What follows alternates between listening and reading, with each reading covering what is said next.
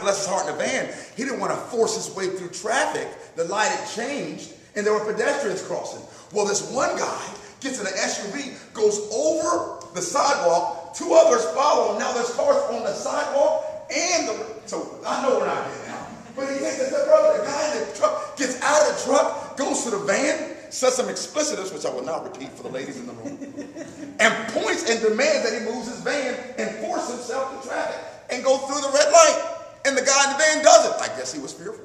I think I would have did it too.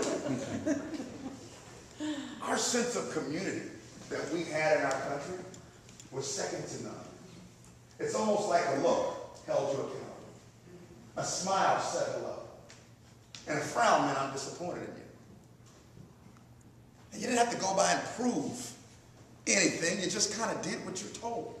When I grew up, I had a lot of moms and dads. I don't know about you all. I had my mom and dad, which loved me to pieces, and they did a great job taking care of me. But when I went around the block, if I did something silly, I had some other moms and dads. I can't vow for you all, but when I went through school, if I was paddled and I came home, my mom and dad didn't run up to the school to find the teacher who did it. No. In fact, I remember days in the nursery. That's where we got paddled, in the nursery. I remember days in the nursery, I'd turn back to Mr. Murphy and say, don't tell my parents, please. Give me 3 more, but just don't tell my parents. Because I knew I'd get another one. There's no sense of community. When's the last time you made your neighbor some cookies and just took them over there just to give them cookies?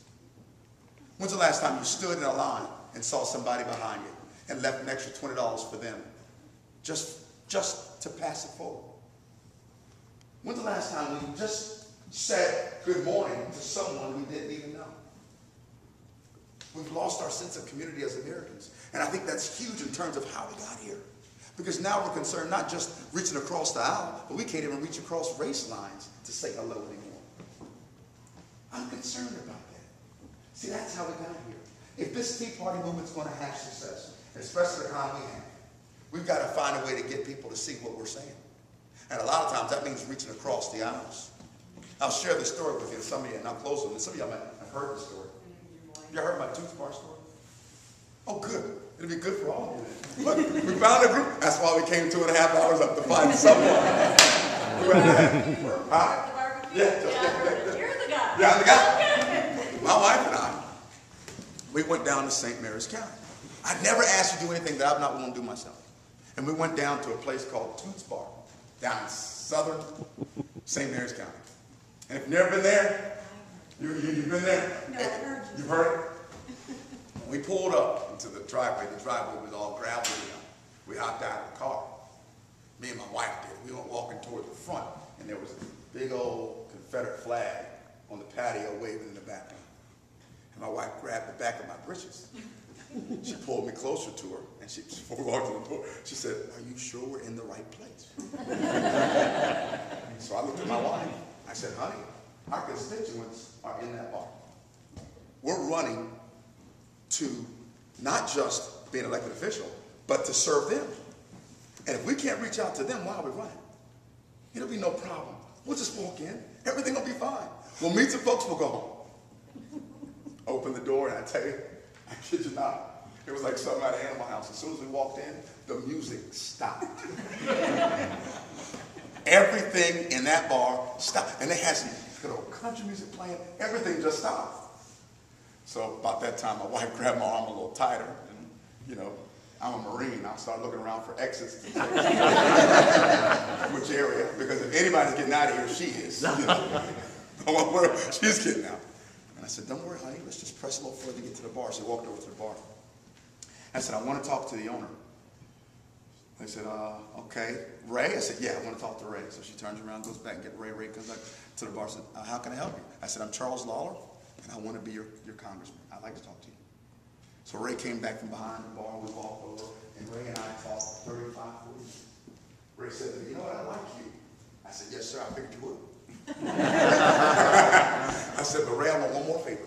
I want you to take me around this entire bar. I want to meet everybody in here." He said, "You want to meet everybody in this bar?" He said, "This is my bar, and there are places." "You sure?" I said, "Ray, I want to meet everybody, including your bikers out there in the back patio."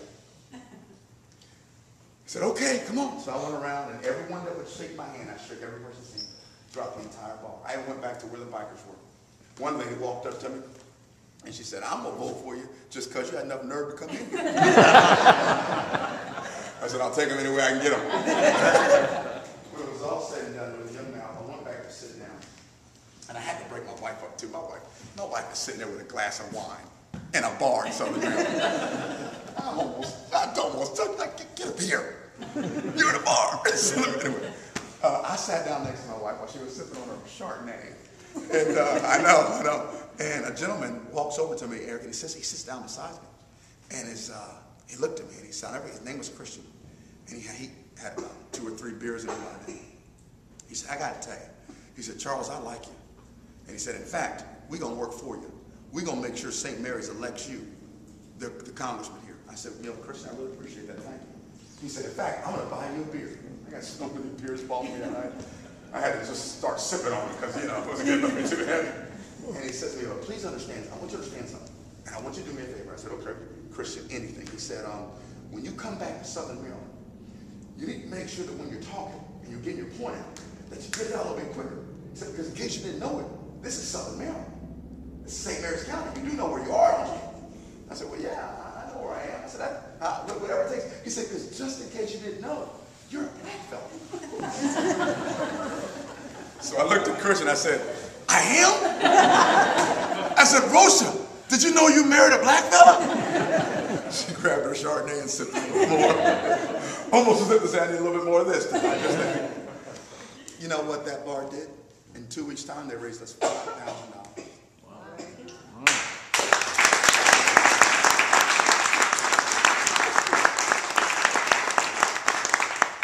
And I'm welcome back anytime. And I've been back twice since. And I'm going back again May the 23rd. Just to sit down and be around with them, and we'll have another pig roast and eat together. The point is, you know why you're here, but now the onus is on you to get your country back. People have to understand that we're not a bunch of rich, racist, can't appeal to anybody else type people. No, we're not. We're Americans, true-blooded, true and true, and we can identify with you and talk with you about the issues we have. But it is up to you to do that. And if you and I don't do that, it's not going to get done. We can get excited about the movement all we want. We can rah-rah all we want, but at the end of the day, we have to make the connection. And then we have to look illegal immigrants in the face and have the heart to say, you're welcome here legally. But with no hate. No hate.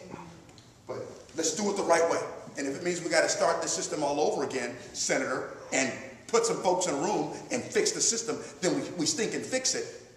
But we cannot allow a free pass. We have to help people understand how great our country is, and we have to band and do it together. I really appreciate you.